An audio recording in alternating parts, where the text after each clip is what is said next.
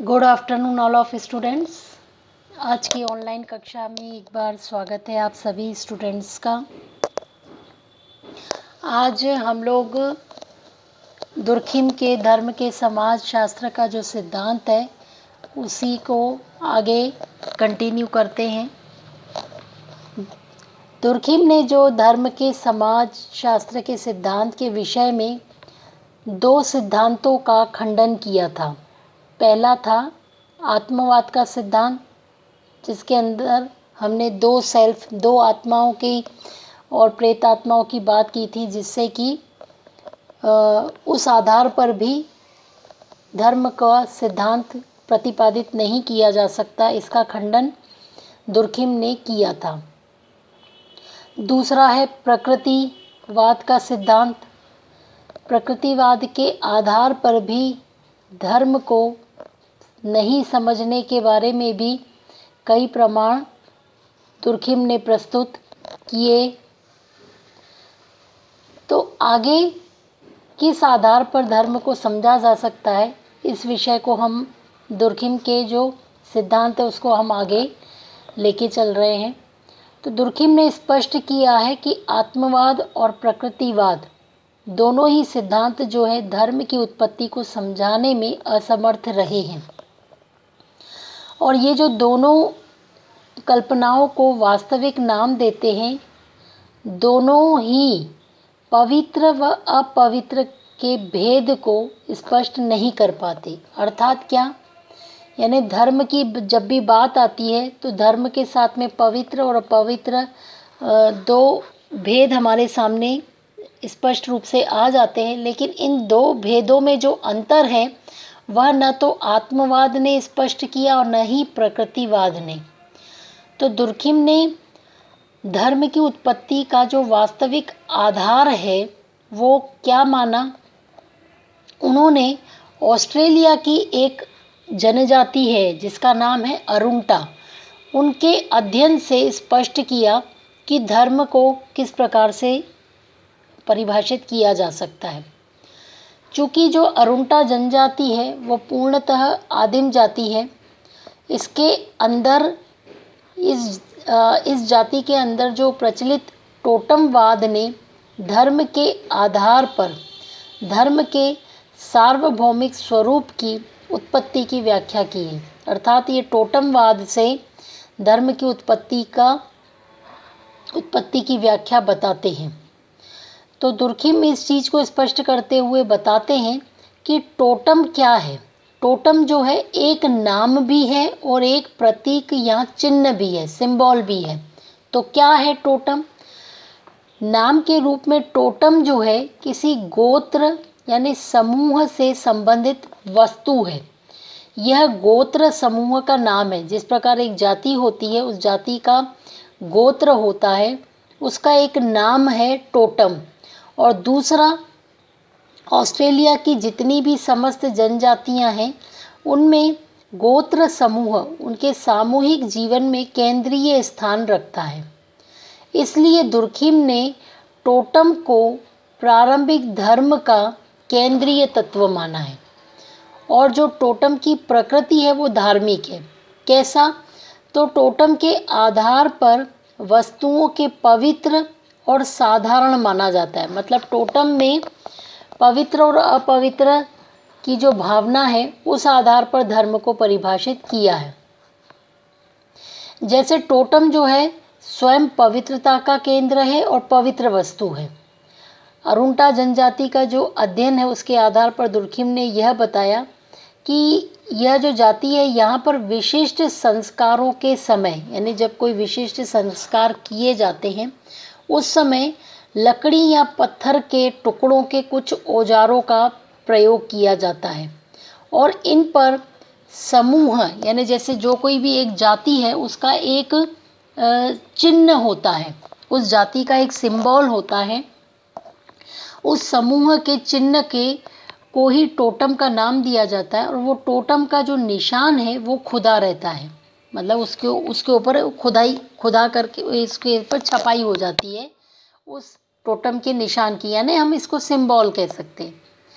तो इनकी जो प्रकृति है वो पवित्र मानी जाती है। क्या कहना चाह रहे हैं ये? तो इस अध्ययन से सामाजिक जीवन के 2 पक्षों का अध्ययन किया था दुर्खिम ने। कैसा? एक तो पहला था सांसारिक या धर्मनिरपेक्ष और दूसरा था धार्मिक या पवित्र पक्ष। तो सामान्य जीवन, हम पहला यदि सांसारिक की बात करें तो सामान्य जीवन जिसमें प्रत्येक व्यक्ति अपने स्वभाव के अनुसार दैनिक जीवन में आर्थिक क्रियाओं में लीन रहता है और इन अवसरों पर लोगों में विशेष उत्साह व सक्रियता पाई जाती है। मतलब दैनिक जीवन में आर्थिक क्रियाओं में लीन रहता है। इसमें व्यक्ति क्या करेगा? जीवन सामान्य रहेगा, स्थिर रहेगा और निष्क्रिय रहता है और लोगों में कोई उत्साह भी नहीं दिखाई देता है। और दूसरी बात करें हम धार्मिक या पवित्र पक्ष की, तो जब समूह के प्रत्येक सदस्य, सामाजिक जीवन का ये जो दूसरा पक्ष है, इसमें जब समूह के, गोत्र के सभी लोग एक किसी विशेष अवसर पर, किसी विशेष एक प्रोग्राम पर जब एकत्रित होते हैं, तो इन अवसरों पर लोगों में विशेष उत्साह और सक्रियता पाई जाती है और ग्रुप में, एक समूह में सामूहिक जोश उत्पन्न होता है, जिसके कारण सामूहिक कार्यक्रमों में व्यक्ति क्या करता है? अपना निजीपन, अपना निजित्व भूल जाता है और समूह के साथ स्वयं को विलीन कर देता है और उस समूह का सदस्य उस समय बन जाता है। इन 2 पक्षों के आधार पर, अरुणा जनजाति के जो 2 पक्षों का अध्ययन दुर्खिम ने किया, इसके आधार पर धर्म की उत्पत्ति का जो कारण सामूहिकता में ढूंढा, मतलब समूह में धर्म की उत्पत्ति का सिद्धांत ढूंढा और यह निष्कर्ष निकाला कि धर्म क्या है? धर्म एक सामूहिक आदर्श है। मतलब ग्रुप, जब एक बहुत बड़ा समूह किसी एक चीज़ के लिए केंद्रित हो जाता है और उसी को अपना आदर्श मानने लग जाता है, तो उसे धर्म कहते हैं। और इसकी उत्पत्ति कहाँ से होती है? सामूहिक उत्तेजना। मतलब जितने सारे ग्रुप के लोग हैं, उस समय जब उनमें उत्तेजना उत्पन्न होती है, वही उसका प्रतीक है। तो जो टोटम है वो ईश्वरीय या अलौकिक शक्ति का प्रतीक है। और टोटम क्या है? गोत्र है। अतः ईश्वर उनकी क्या हो गई? यानी भगवान जो है वो उनका गोत्र है। और गोत्र क्या है? मानवों का समूह, मनुष्यों का समूह।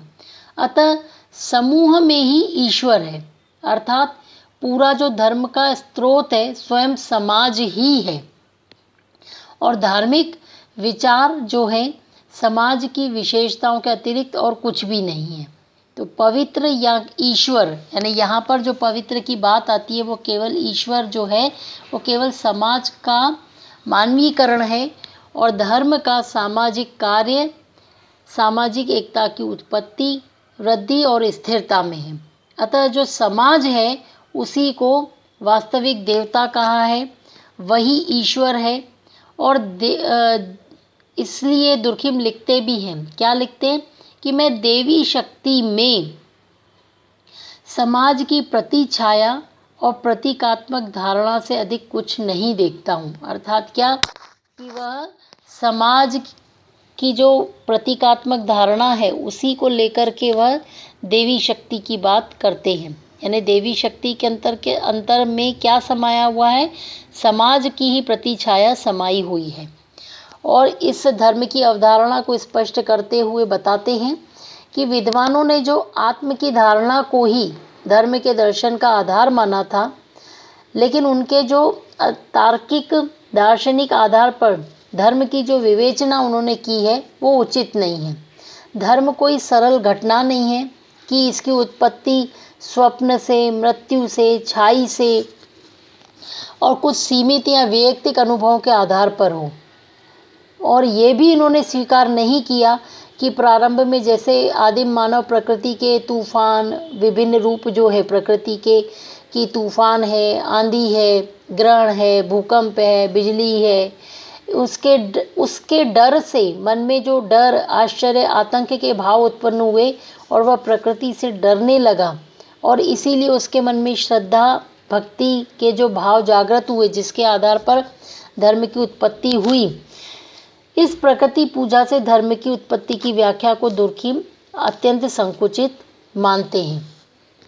अतः उन्होंने धार्मिक अनुभव को एक सामूहिक उत्तेजना माना, जबकि व्यक्ति जब त्योहारों, उत्सवों में, गोत्र में, समूह में एकत्र होते हैं तो उनमें समूह की शक्ति अनुभव करने लगता है। वैयक्तिक शक्ति से ज़्यादा त्योहार उत्सव के समय सामूहिक शक्ति की सम्मुख व्यक्ति झुकता है, और उसके अनुकूल और अनुरूपता का जब उसे आभास होता है तो वह व्यक्ति प्रफुल्लित व उत्तेजित हो जाता है और अपनी शक्ति गौण हो जाती है और समूह की शक्ति जो है वो प्रदान हो जाती है। तो व्यक्ति समूह की शक्ति के सामने झुकता है और उससे प्रभावित होकर उसके मन में समूह के प्रति जो भय, श्रद्धा और भक्ति के भाव उत्पन्न होते हैं। तो वस्तुतः समूह या समाज ही धार्मिक पूजा का प्रतीक हो जाता है। तो धर्म का जो मूल स्रोत है वह स्वयं समाज ही है, और धर्म का संबंध किसी व्यक्ति से नहीं बल्कि सामूहिक जीवन से है। अतः दुर्खिम का जो धर्म का सिद्धांत पवित्र और पार्थिव के बीच में अंतर पर आधारित सिद्धांत है। तो उन्होंने ऐसा लिखा है कि जैसा समाज होगा वैसे ही देवी देवता होंगे, और भगवान की छवि लोगों में कैसी होगी इसे समाज निर्धारित करता है, व्यक्ति नहीं। तो इस आधार पर उन्होंने धर्म के सिद्धांत को मुख्य जो माना है वो समाज को ही धर्म का आधार माना है। ये दुर्खिम के धर्म का समाज शास्त्र का सिद्धांत यहाँ पर समाप्त होता है। अगली कक्षा में कुछ दूसरे सिद्धांत को लेकर के आएंगे। तब तक के लिए धन्यवाद।